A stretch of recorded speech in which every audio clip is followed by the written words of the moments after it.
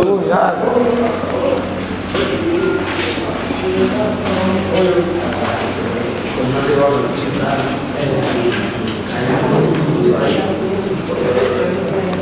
Mukije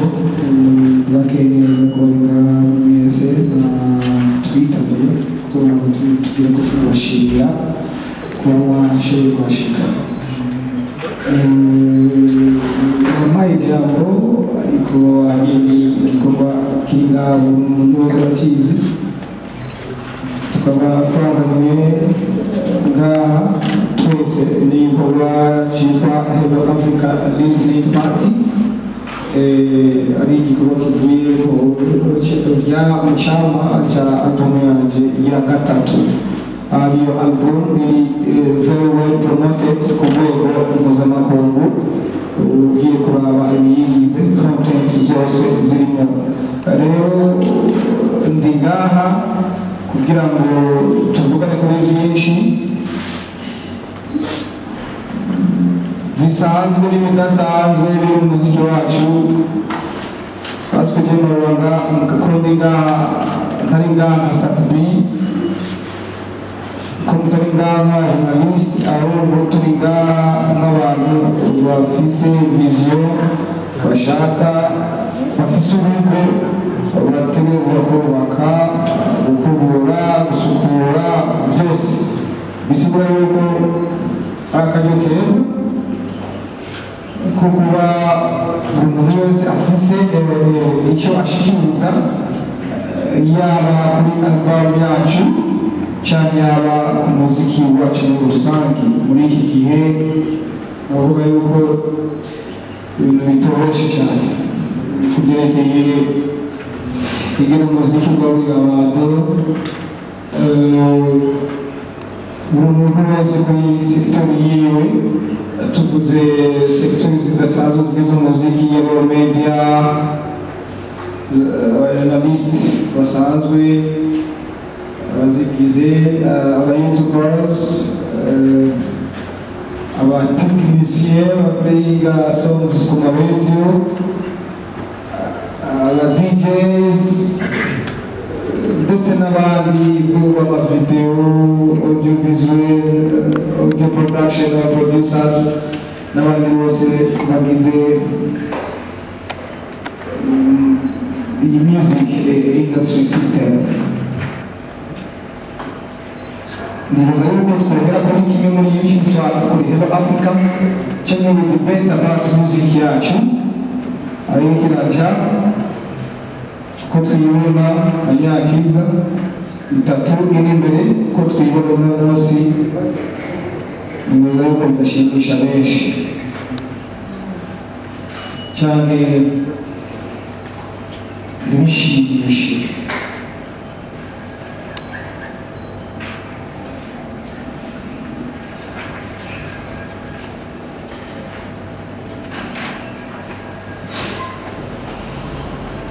sinzi yuko imbere ya byose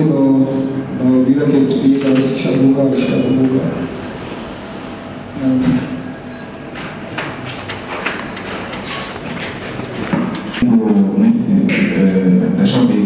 Kiswahili, it's okay. Hello Africa, le troisième album SLB. Donc, devo riuscire ama tratumie brothers sisters batu industry usangiye umuntu kuko iyi industry iratwara twese ituraba media yaba managers yaba in general aba artists bose bari muri sector y'iwacu deba y'uno munsi yari comment on va exporter l'industrie y'iwacu à l'étranger kuko selon n'ibindi bihugu ubona like Nigeria hose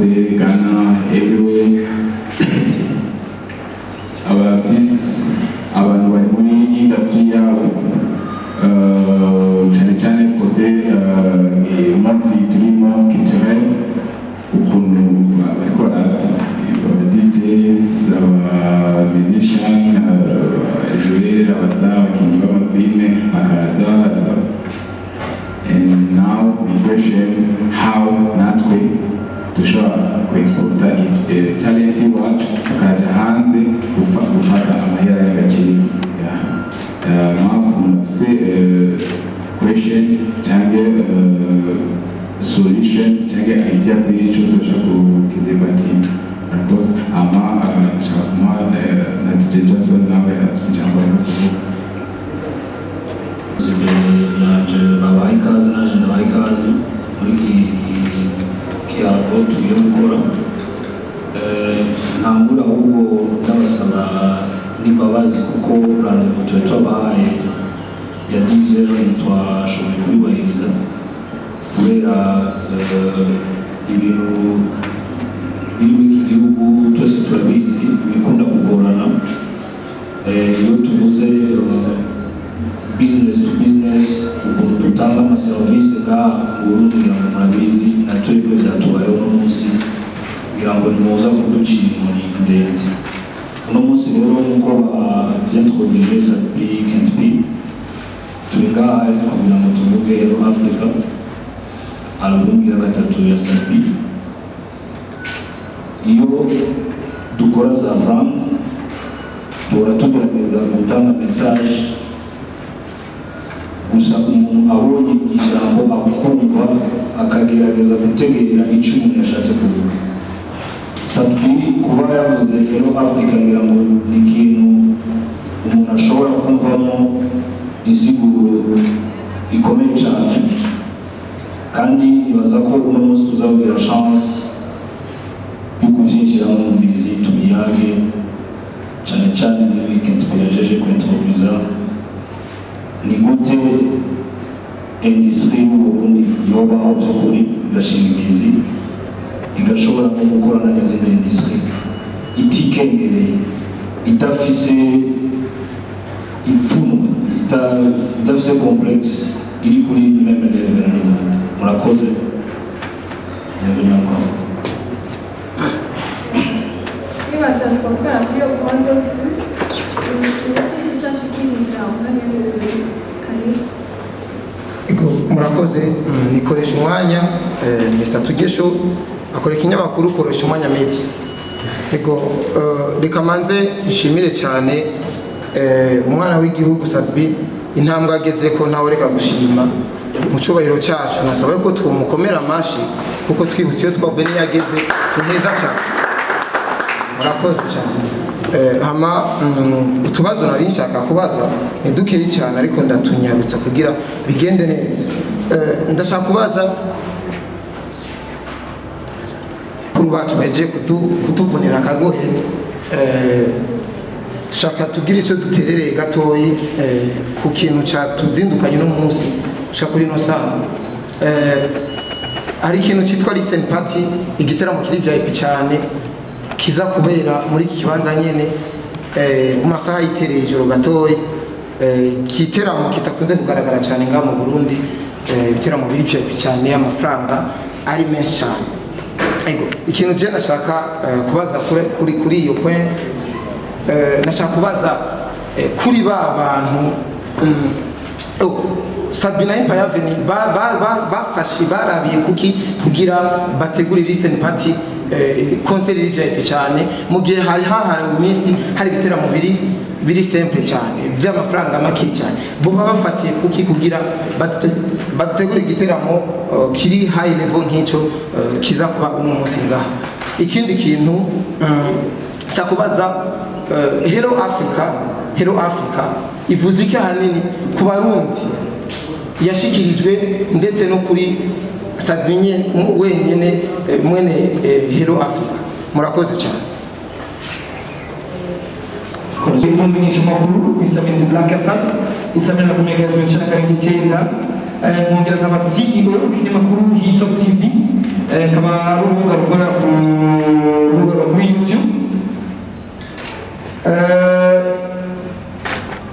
icyambere na mbere benshi bagenzi bantanze gufata ijambo babisiguye ndetse bongera banashimira Sapi mu kigoro ariko arakora mu guteza imbere umuziki ndetse aho mbona neza ko aherutse no gushyira hanze album ariko kandi sinoga kuri album reka turebe kuri ndemba yacu kino kintu ni ikintu cyiza Sapi na management yiwe yose bateguye kubanditsi n'abamenyesha makuru kuko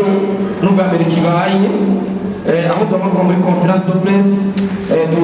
akavuga amadeba ndetse umumenyesha makuru akagira icyo ashikirije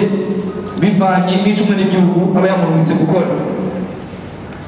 General na yuwanje nkana ndi promoter nk'ubantu bahagufu umuziki w'u Burundi twaguma dusubira inyuma gatoya. Ndabibutse Sat-B mu myaka ingahe iheze ni Sat-B yabaye mu gihugu cy'u Rwanda. Sat-B yabaye mu gihugu cy'u Rwanda yongera ahakorera ibitaramo bitandukanye, yongera ahakora amakolabo atandukanye. Turabona amakolabo bakoranye na Urban Boys n'abandi Soka Boys hariya, arakora amakolabo n'abaririmbyi benshi cyane ba Brewston nibuka neza ba Davis D Sat-B yarakoranye nabo, aho usanga aririmbye n'umwanya i Kigali bahagaze neza. Iyo myaka twarabona neza yuko umuziki wacu uri kuratera imbere, kubera ko abaririmbyi bose aho bari ibihugu byose bari barimo barakora ibiteramo. Sat-B twabumva ngo yakoze igiteramo i Nyamirambo, agatora abadanseri biwe basenga Team Satura Dance, bakaja gutamba, bakaja mu Rwanda gukora akazi. Ukumva Sat-B ngo afise igiteramo ngaho, ukumva Sat-B ngo afise igiteramo ngaho, ariko uyu munsi siko biri. Gushika uyu munsi umuririmbyi Sat-B umwe ari ibintu bisa bakomeye, ikijanye no gusohoka igihugu kuja muri ivyo bihugu yahoze akoreramo kandi byinshi bitandukanye ntibikibaho. Rero ubwanje birambabaza cyane kubona umuririmbyi nka Sat-B, kandi tuzi neza ko umuririmbyi akomeye Burundi bufise kandi bwishimira. Ndanakwibutsa yuko no muririmbyi wa mbere yabonetse mu igano rya Afrima ahora muri bihangange by'umuziki, ariko bikanka yuko Sat-B asubira gukora no guserukira igihugu mu bihugu yahoze acamo, ndetse akakora amateka menshi. Ati biva kuki? Ni ikintu cyerekana neza yuko abarundi canke abantu bakunda umuziki batariko barafata neza abaririmbyi babo, kuko umuririmbyi yafashwe neza canke umuririmbyi iyo ibikorwa vyiwe biriko bitera bija imbere tubibonera no mu bikorwa, gusohoka igihugu, kuzana amakolabo international n'ibindi byinshi. Rero ku bwanje iki kibazo ikintu ndakivuze ku mvo z'uko Sat-B ari mu rugamba, ari mu bantu batanga urugamba rwo kwiha agaciro no kuronda agaciro k'umurundi n'umunyamuzika, ndetse buri muntu wese yakorera utubintu, kuko turiko turabona ibiteramo bitandukanye by'abaririmbyi bavuye muri ico gihugu kibanyi cy'u Rwanda baza gukora ibiteramo bitandukanye. Kandi muri ivyo biteramo abo baririmbyi tuzi neza ko bakoze amahiti cyangwa bakoze amateka muri ivyo bihugu byabo nyene byabo bakora ngaha ntibahamagarwa. N'uteguye igiteramo yikora ku baririmbyi, aba baririmbyi tubona bakiri bato eske tukibaza mbega abaririmbyi bacu bakuze barugariye imipaka cyane nta bikorwa bafise byotuma nabone baja kwataka muri birya bihugu cyane. Ico kintu rero kigomba kizana intambanyi hirya n'ino bakunda umuziki w'u Burundi ndetse n'abenegihugu, kuko nta muntu abaririmbyi ntabatangozi ari mu gihugu atamuririmbyi umwe mu Burundi n'abaragenda ya gukora. Eske mu Burundi, eske kuri produit abaririmbyi b'abarundi batanga ho byifashe gute, bimeze gute? Cyo cyane. Icya kabiri turamutse kumva umuririmbyi mvuze umuririmbyi kanukanye nkabandi kumwe n'umuririmbyi nibaza neza kuze mu bice biraba abaririmbyi. Hari umuririmbyi ari wakuzana amakolabo ayakuye aho hirya mu Rwanda. Reka ndagire ko ndamuvuga neza bikiri banga ko ni ibintu twakoranye mu biganiro maze ibisi ndiko ndakora ni Alvin Smith. Yararengwa yuko atandirimbo yiwe izosubira gukorwa n'umuhinyanyuzi wo ngaha, ngo kumva zuko umuziki abaririmbyi bo ngaha bariko barakora ata quality ufise nk'uwo hakurya muri ivyo bihugu bagenda mukondera amakolabo. Yongera anashikiriza yuko atakolabo n'imwe azosubira gukora ngaha, kumva zuko abantu bakunda umuziki akurikirana umuziki batamushikira nk'uko bikwiye, nawe ngo heze yinjize wa muziki nk'uko Vivansa bivuze ya industry nayo heze imwinjiriza akanoti. Ariko bakumva yuko ashotse igihugu akumva ko ariho yinjiza, donc ari agira icyaronse biciye ku ma platform. icyo kintu rero kiza kugorana gute bwana Sabi kiza kugorana mu gihe umuririmbyi mugenzi wawe muri mu rugendo rumwe rwo guharanira agateka k'umuziki w'u Burundi ashobora kuvuga yuko mu Burundi ata quality abayigenzi bo muri ata quality baha umuziki baha abaririmbyi b'Abarundi aho nyene cyane bibaza ikibazo nimba umuririmbyi mugenzi wawe wavuze yuko abahiyenzi bo ngaha ata quality batanga ku muziki hama tukaba tubona Sabi adasohoka ibihugu ngo agende gukora ibiki ariko twarumvise ko Sabi ari ikindi hariya bakazikora ariko n'izindi zikorerwa ngaha nyinshi mbega wa muririmbyi ufise nk'icitegererezo wa muririmbyi ufise nk'igihangange mu muziki bizava bikura yuko duserukira neza mu gihe bari vyene babandanya bacidoga yuko abahiyenzi bo ngaha ata quality nziza bariko baratanga ku muziki jewe sindi umunyamuziki ariko ico kintu Sabi tubaza kucigira hamwe turabe twumve nawe icashikirije icya gatatu Sabi uratse kumenyesha yuko atari miliyoni 10 utazohaguruka mu kiganiro nakoranye na Big Vizo ku munsi w'ejo nawe arambwira ati jewe Sabi ndamushigikiye meme na jewe atari miliyoni 50 sinzohaguruka nzofuma n'urugamba Sabi yaratangiye ati je tofuma tuvyikorera twikorera ibiterano na Big Vizo ati je tofuma ndavyikorera ariko je mbone ntawe agaciro ariko kandi ese agaciro ako gaciro kazova mu gihe abaririmbyi bagenzi banyu babandanya bemeza neza yuko abahinyanyuzi mukorera ko imiziki bataba quality kuye ngo muje kubera mpuzamakungu Big Vizo yaravuga ati mbega urazi ntajya Sabi yoza tugahamagara Sabi tugahamagara nde twese hamwe abaririmbyi tugikora ibiterano maze amafaranga twinjiza abo bagarutse kuba bategura ibiterano abantu bategura ibiterano hari ukuntu bo bashyira business imbere reka simbere nabo gukurikirana bashize u Rwanda imbere bashize u Rwanda imbere umaze gushyira u Rwanda imbere umuririmbyi w'umunyarwanda donc aba mu Rwanda bashize u Rwanda imbere twebwe ese naho wacu mu Burundi twashize iki imbere twashize inda zacu imbere nta muziki twashize imbere kuya dushyira umuziki imbere uteye iyo dushyira umurundi imbere ibikorwa bwo bari muri ibyo umuntu tuba tubishyigikiye mbega nka Sabi nk'umwana agaragara urwo rugamba niki kimuko murakora kugira ngo twumvishe yuko amaproje muri ko murakora umuziki wanyu ushobora kugeza ubundi ahandi hantu kugira umurundi yumve ko ateza kumushyigikira kuko abaririmbyi bagenzi barimo ko baracintege mu Burundi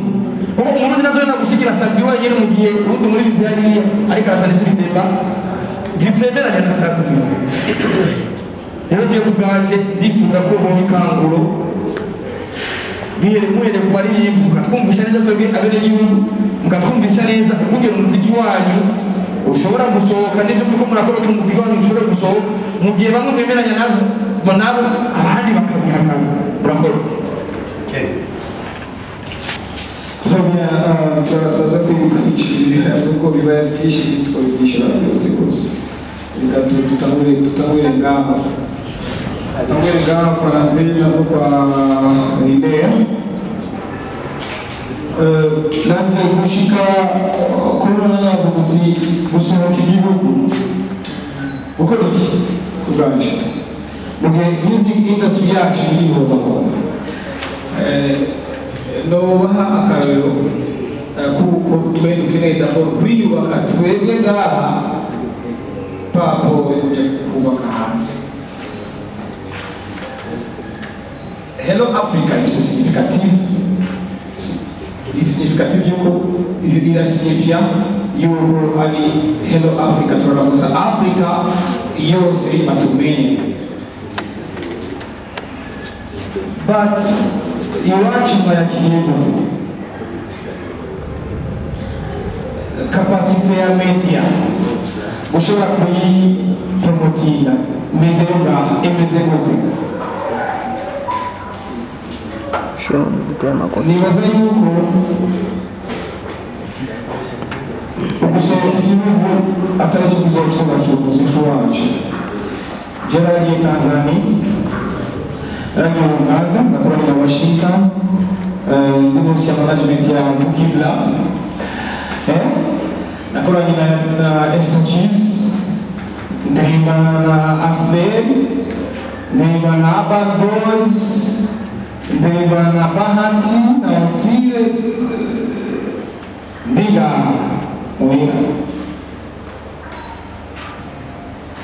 But the end of the day, ndi muri Wasafi, abantu baravuze yuko ndiko ndabona amafaranga yanjye. Investissement nabishizemo barasigaga abarundi.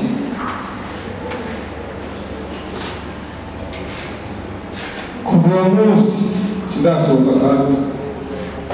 kuva umunsi Wasafi najya muri studio yabo ndabagana bagafata umurundi uko bishakiye. No, kuri iki ntibikunda gusuzugura umurundi ndagukatira ibyo ufise nkabirondera ahandi. Sasa twaraciye inzira zimwe z'abantu bagenda badusuzugura mu bihugu byabo kubera yuko bo bafise icyo bubatse, bafise amategeko bagenderako, bafise amasezerano basezeranye hagati journalist, artist, DJs, bose bagenda ku kintu kimwe. Je nagiye Tanzania ngiye gukora show ya Konde Boy yari wampamagaye, ari foto ya Sat-B wigeze ubona. Hari kuza Sat-B wigeze ubona Sat-B bandika ati Sat-B yagize niki umuntu yavuye hano. Nayigeze ubona ariko fashion naratubibona Harmonize. Izo zose ni inyigisho dushaka natwe kugira. Tukeneye ndabona twebwe kwiyugara neza. Twiyo tukaza kwiyugara tukoresha dutera system defensive. Defense yacu iri so down, iri hasi cyane. Ndishura yuko atamunyarwanda yaje ngaha imbere y'uko indirimbo zabo zigira ngaha bose baza bakurikira indirimbo. Which techniques bakoresheje nuko kurigana fresh. Ndetse atubi inzu yanjye ni ngaha, pembeni yanjye ni inzu y'umubayi, ahandi hari inzu y'umubayi. Mu nzu yanjye ndakubije umuziki kuri volume nini cyane. Umubayi icyo gihe aragira arashikiye, kandi ashikiwe bisigura yuko atabubasha afise ko kugabanya atari muri iriya nzu kugira mu muziki. Ni ukuvuga urusaku lezeko z'umuziki nyarwanda nuko kuntu bagiye bavuza ivyabo barabikunda baravyamplifia ku mubanyi turashikiye.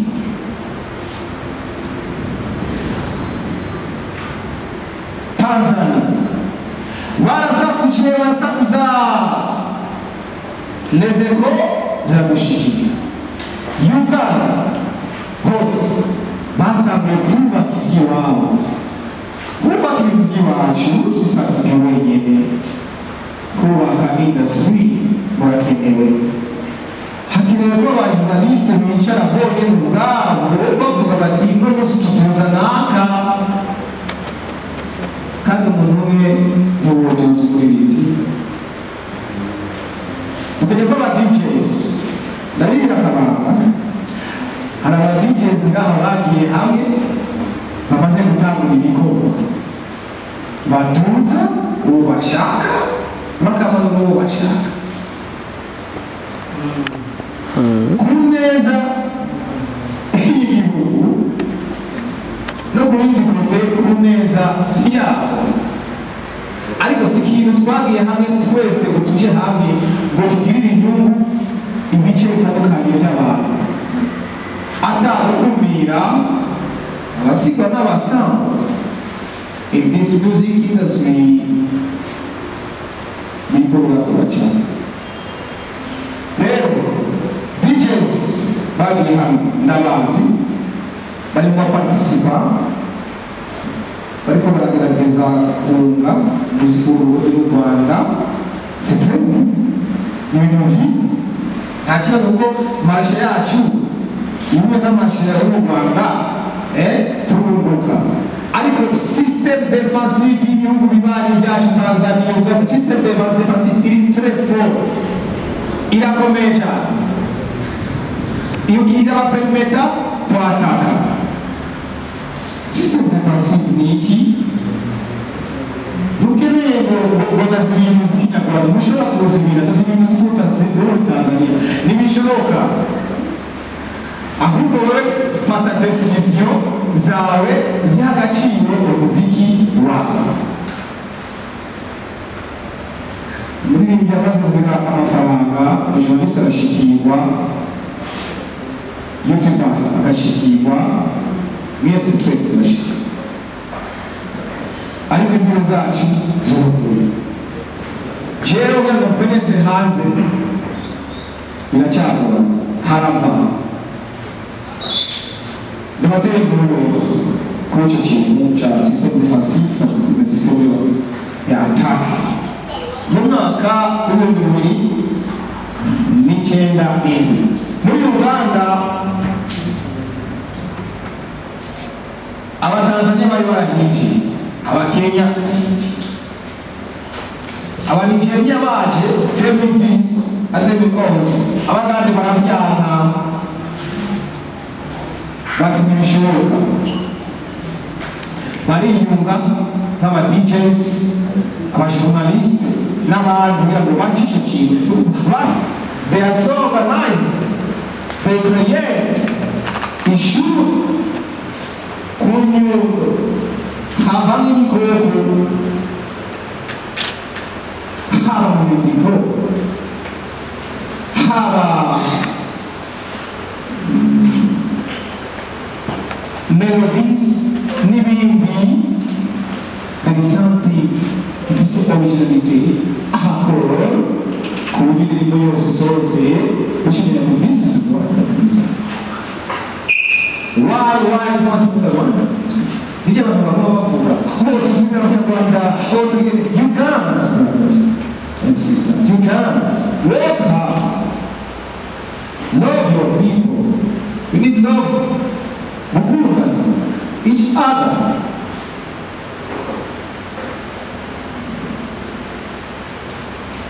ingufu bafise zavuye mu rukundo bakoresha zavuye ku amashuri twicara tukiga so abatanzania baje abanyarwanda ibintu byagenze ibibazo barafutana na beprosa y'indirimbo z'abanyamahanga zose kandi they did it ku neza yabo kandi barabikoze neza ahubwo bakuye amashyi kuko resulta après 10 ans ngiyi basi no musu nyabagaba mu Nigeria niyo ninjira kuko era presentation mu Rwanda mu Tanzania yarashize kuri and now uravye audience concert zabo na Nigeria but here audience ya concert zacu ni Rwanda kandi gusa sikibazo parce que ichukoreye utiza kukiro so page Tanzania Diamond Platnumz aza aciye miyara c'était la même année naji nasohoye inkuru y'ukuri haheze nk'amezi 3-4 asohoye Mpangala ndabesha they have a big country bafise igihugu kinini gifise 46-43 million companies nta myaka ya stop intambara nigeze bagira because jewe miye gusa niki bateye imbere kuko ndakubwira ati deal with this narahobahovye ndaguruka ndagaruka ndaba fresh 2015 ndasubira ndasubira kandi kwiyubaka 2017 rero natanguye kuriba kuri show Emilio twise 6 years 7 years ya carrière dufise population iri uneducated uhereye kuri producer journalists artists n'abandi is very uneducated no kuvuga nta na kimwe nari nzi mu gaciro kanje nta na kimwe umuproducer yari azi mu gaciro okay Tanzania Diamond aje azana spirit idasanzwe alors bavuze bati il a fait collaborer avec Diamond monsieur le grand ouais ça c'est vrai et collaborer avec la Fasha pour expandir but il a payé $40,000 no Jamaica non c'est à peu près ça $20,000 Mira hoda proje yo kula sa $20,000 na utiwa yo kula sa $20,000 Mira amo dramati yo kula sa $20,000 no you will industry be down you can't because of what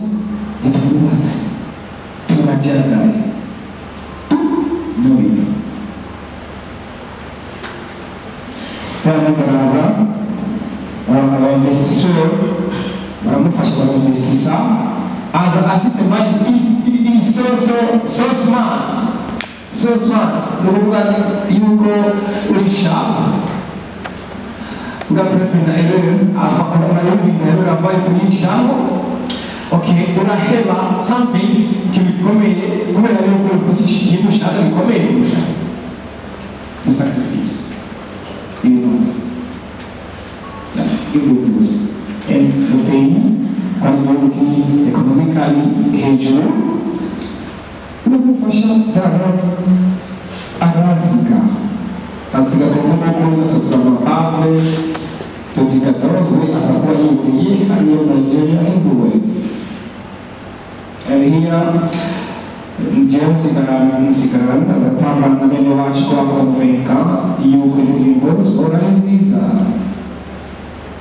and bene wacu kwa ati nziza yatanga nziza kurushiyo y'urukato sohole no kwa prayer sohole y'urukato abudia sohole y'urukato naka sohole y'urukato investor wana Facebook wana hose bose batubara tumanura agaciro turamanuka down even big artists gaha bagiye imbere kuvuga ati indirimbo z'abandi tubirikato bafise audience yabo birabibona bamwe baratrustinga ko baririmba inkere bandi baririmba agaciro karabura baba twamamaza dushira hejuru bacyabona isoko Diamond rero tugarutse yaje ashira ko valeur puisque tu manages muziki wako ushobora ala hauteur n'umuntu ni yategereje muziki muri Tanzania shuri yasanze n'abantu bakiye ariko ahantu yafashe arabishira hejuru cyane ubona ko ari Diamond ariko nyuma yiwe there is a big team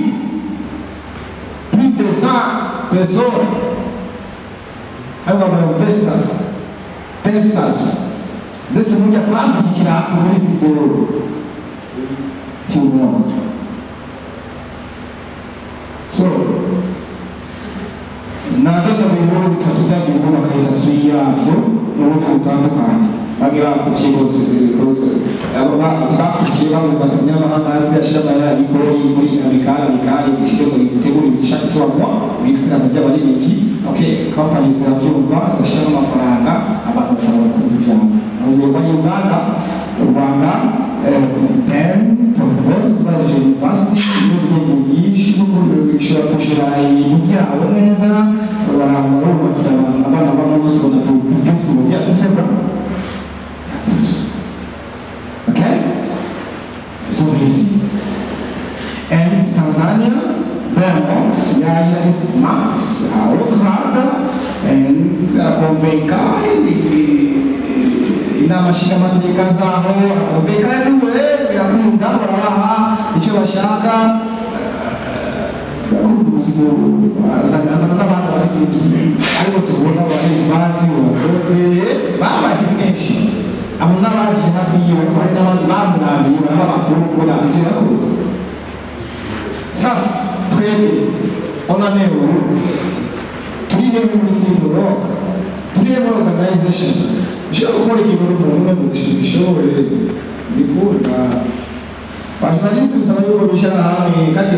bose baraza turere bakagira ikintu kimwe bafundika kitabayeho nta mwabinjira abari n'ibintu kugira ngo tugende dutera intambwe. Navuze ko bishobora ku kibazo cya kubera iki sitification icya kabiri bavuze ngo naka yavuze umuziki quality kuri jewe maze kumva umuntu avuga uko sinota umwanya wanje ndamukurikirana cyangwa kugira no parce que j'ai dans music industry kuri ndayizi zishaka umwanya kumenya uvuga ukuntu uyu turamushyize imbere tugakora ibyacu akakora ibyiwe kuko yavuze ibyo yiyumvira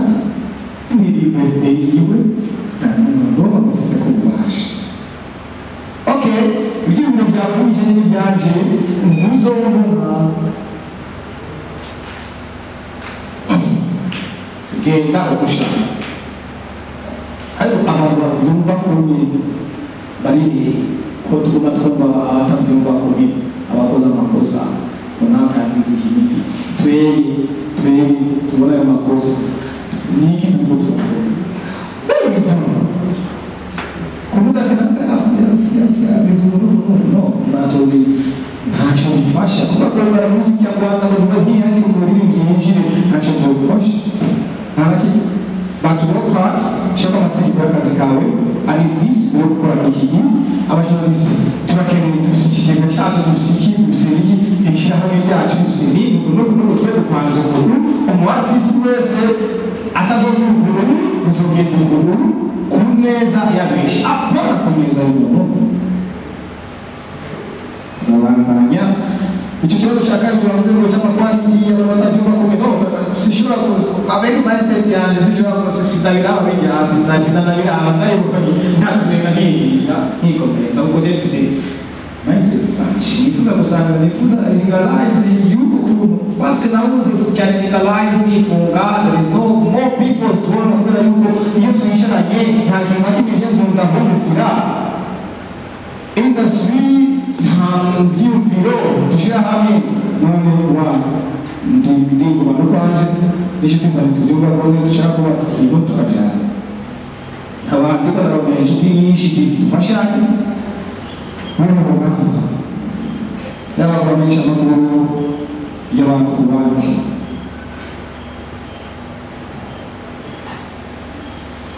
Icya gatatu